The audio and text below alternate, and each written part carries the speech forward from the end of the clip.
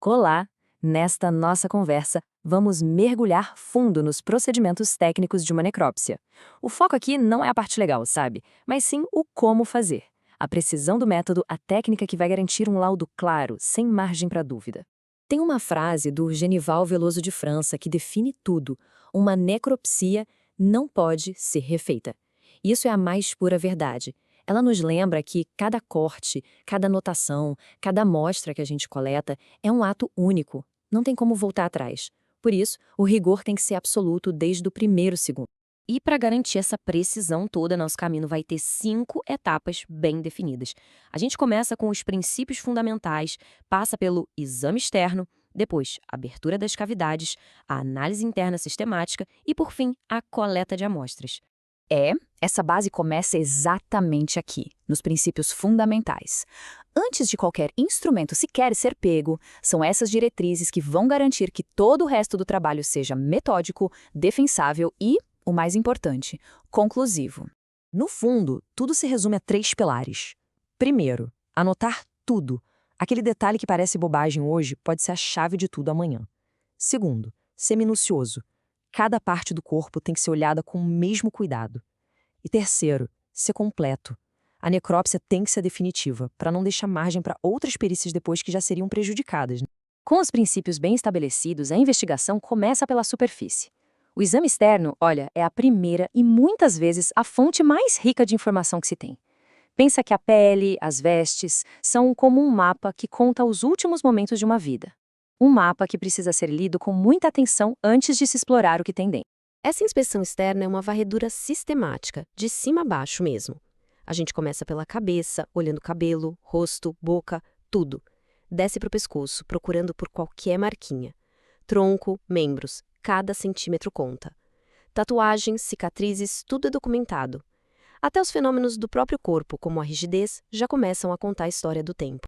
E aqui a gente tem um exemplo perfeito do poder desse exame externo. Olha só, lesões como essas, nas mãos, nos antebraços, elas não estão aí por acaso. São as famosas lesões de defesa. Elas contam uma história silenciosa de luta e podem ser o ponto-chave para direcionar toda a investigação para um homicídio. Bom, depois de documentar toda a superfície, chega a hora de acessar as cavidades internas. E aí, a gente entra no coração técnico do procedimento, as incisões. A escolha do corte não é aleatória, não. Ela é padronizada para garantir a melhor exposição possível dos órgãos, de forma bem sistemática. A técnica padrão é a chamada incisão biacrômio-mentopubiana. Esse corte, que forma um Y, é o que dá a janela mais ampla e limpa para as 3 cavidades principais, pescoço, tórax e abdômen. Com ela, o acesso é total. É por isso que ela é o padrão ouro, sabe? A abertura do tórax, por exemplo, é uma sequência muito precisa. Primeiro, a musculatura é rebatida para expor as costelas. Aí, com o costótomo, os arcos são cortados. O diafragma é descolado com cuidado e, no fim, a parte da frente das costelas é retirada inteira.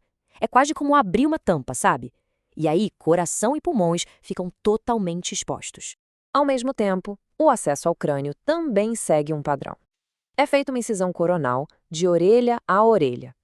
Isso permite rebater o couro cabeludo e ter acesso direto à calota craniana para poder examinar o cérebro. Com as cavidades abertas, a análise interna pode começar. E aqui a palavra-chave de novo é sistemática. Não é sair olhando tudo de uma vez. É uma sequência lógica, órgão por órgão, para garantir que nenhuma peça desse quebra-cabeça se perca. A jornada começa com uma olhada geral nas cavidades, procurando qualquer líquido ou sangue fora do lugar.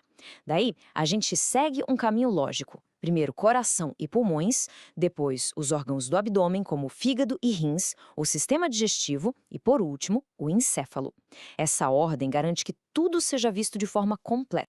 E é nessa análise dos órgãos que a gente acha pistas cruciais. A mancha de Pautoff, por exemplo. Essas hemorragias na superfície dos pulmões são um sinal visual clássico.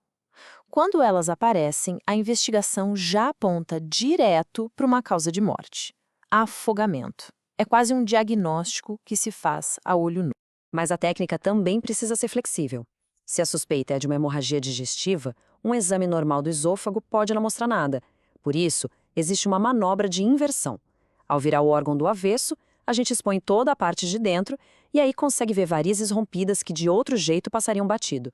Ok, o exame visual deu as respostas macroscópicas. Mas agora, para confirmar as suspeitas e descobrir o que o olho não vê, a gente entra na fase da coleta de amostras. É aqui que a toxicologia e a histopatologia entram em cena.